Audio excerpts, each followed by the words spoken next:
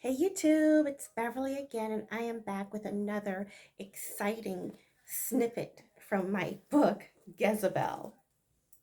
Okay, so now we are making, I've made so much progress with this.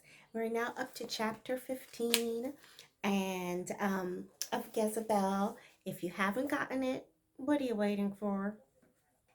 By now, I'm not going to tell you to go out and get it. I'm just going to say, what are you waiting for? There is just no excuse not to get this book. Okay. So, anyway, so let me dive in and I'm going to share a little bit of chapter 15.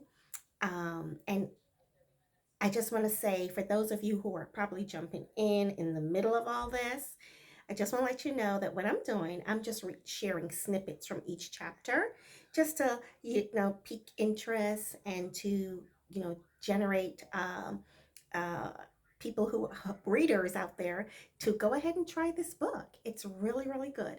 So that's why I'm doing this. So I'm just reading a little bit of snippet of a chapter. So of course, I'm not going to sit here and read a whole chapter, but basically it kind of jumps around from chapter to chapter. So if you really want it to really come together, and do a full, you know, uh, circle 360, get the book, okay? And it'll do that for you. I promise you won't regret it. So let's get down to the next chapter, which is chapter 15. So here we go. My throat's a little scratchy. Anyway, so here we go. Corinne eventually grew bored with her leisurely lifestyle and volunteered her services at the public library where she met new people. The St. Johns introduced her to their friends, and soon Corinne was immersed in her own society clique. She was more comfortable in the company of Dighton's family because they were of British descent, just like she was. Corinne bent over backwards to win their acceptance and cozied up to his three sisters. The sisters loved Corinne and treated her like a little sister, but she was jealous of the affection they lavished on Estelle and competed with her for their attention. Now, Estelle is the mother of Corinne's husband, Ernest, and Estelle is a mulatto. Just wanted to say that for those of you who didn't know. Even though Dighton's family adored Corinne, she felt as though they loved Estelle more, and that should not be. Corinne resented being treated as though she was second best when Estelle was around. Can you imagine being jealous of your husband's mother and her relationship with your father in law's family? She wanted to be the one they turned to for advice and support, the one they shared personal information and gossip with first. After all, she was one of them, while Estelle was a mulatto that lucked out in life. Mm. The situation finally came to a head while the family sat down to a Sunday night feast at the home of Emmeline, one of Dighton's three sisters. His two other sisters, Catherine and Sherry, were also present, along with Dighton, Estelle, Ernest, Corinne, and Gezzy. Mmm, that pudding and sauce was good, Emmeline. Dighton complimented his sister's cooking skills. And hot with pepper, just the way I like 'em, in plain English. And hot with pepper, just the way I like it. Sherry remarked. She was the youngest of Dighton's three sisters and preferred to speak the Bajan dialect. No shame in her game. She's a Bajan girl, Caribbean girl all the way. Everyone nodded in agreement. You have Estelle to thank for that. After all, she's the one that taught me how to prepare souse. Emmeline stated with pride. Now, souse is like a pork dish, but like, you kind of pickle it with some cucumber and vinegar. I don't know how to make it, but I know what it is. Estelle, you should open a restaurant with your cooking skills, Catherine commented. That's true, And like you don't have the means. You could call them Estelle House of Sauce. In plain English, that's true, it's not like you don't have the money. You could call it Estelle House of Sauce. Sherry joked, and everyone laughed. I wouldn't mind owning a restaurant. As a matter of fact, I could whip up English delights for all of you, Corinne interjected jealously. She was annoyed with everyone for giving Estelle so much attention and praise. What would you name the restaurant, love? Ernest asked with interest. The idea of Corinne slaving away in a kitchen, that's kind of far fetched. She'll name it Beulah's, Estelle joked, and the group snickered at the absurd idea of Corinne opening a restaurant. So they'll name it after the maid, Beulah, who does all the cooking. What an insult. Sherry almost fell out of her chair with laughter, and Emily chuckled into a napkin. Catherine flushed red and coughed from laughing so hard, and Bella held her side and guffawed. Gezzy giggled at the amusing scene. Gezebel. Imagine you're a little girl, you're just watching these adults just kind of just get a little cocky with each other. Estelle, you aren't the only one in this family who can put a meal together, Corinne retorted with a sharp edge to her voice. Her lips were pursed in a tight line, and she was stone faced. Calm down, love. Mummy was just joking, Ernest stated. Well, I'm not.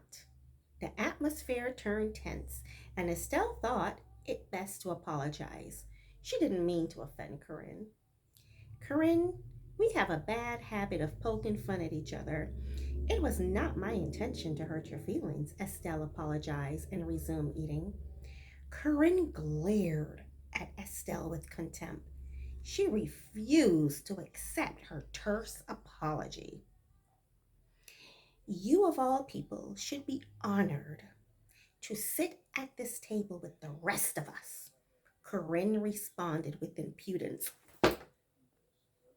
Can you imagine you married into this family and you're telling your mother in law that she should be honored to sit with all of you just because she's mulatto, not totally white? But this is your mother in law, and you're telling her she should be honored. She of all people. What an insult! Oh my gosh! If I had pearls, I would clutch my pearls. Anyway, let's keep going because I'm enjoying this too much.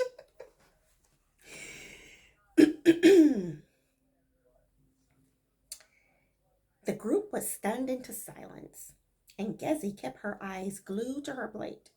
She couldn't believe her bam pot mother would insult her grandmother.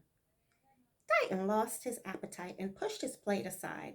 He slammed his fist on the table, boom, and the silverware toppled to the floor. Chaos! Gezzy, please leave the room, Emmeline ordered, and the other sisters nodded in agreement. Dighton had an explosive temper, and Corinne was going to get a taste of it. I think you're the one who should feel honored. Estelle has always been a part of this family. She has done more than anyone else to help you settle into a comfortable life here in Barbados. It was her idea to give Ernest that villa so that you could move right into your own home, and this is the thanks she gets? You are no longer welcome in my house. Dighton stated in a scathing manner and stormed out.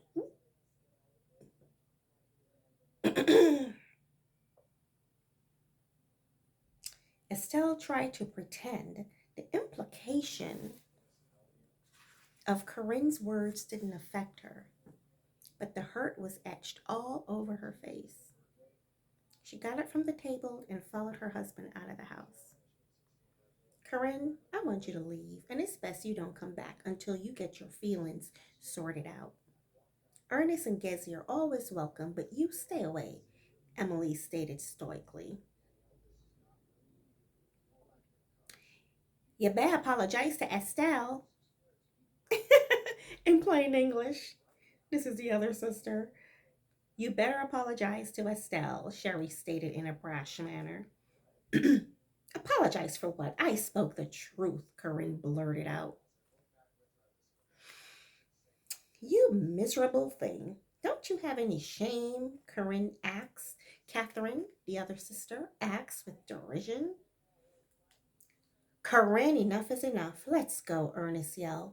He stood up from the table with such force that the wrought iron chair he sat on fell to the side. His body shook with anger.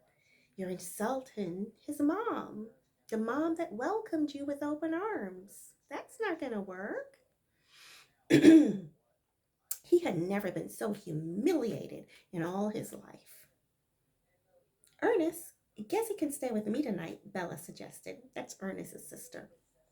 She didn't want her niece to witness the ensuing turmoil. Fine, Ernest yelled in response. He grabbed Corinne by the elbow and forced her out of the house and into the car. Ernest drove dangerously on the roads, and the tires screeched in protest around the perilous bends. Now, if you're from the Caribbean, you know the roads are really not that wide, and you go around these little corners, you can easily end up in a ditch. Corinne was terrified. She gripped the edge of her seat and cried for Ernest to slow down. She breathed a sigh of relief when the vehicle zoomed into the pebbly courtyard of Villa Corral and he turned off the ignition. Corinne hastily opened the car door and ran up the steps leading to the villa. Ernest, please let me explain, Corinne whined when Ernest ran up the steps after her and slammed the front door shut. Well, I'm going to leave it right there. Get Gezebel?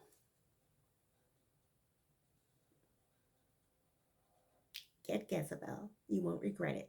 I'll see you in the next chapter. I kind of overdid it this time because I was enjoying myself too much. So, anyway, go ahead. Let's move on to the next chapter in the next video. Bye.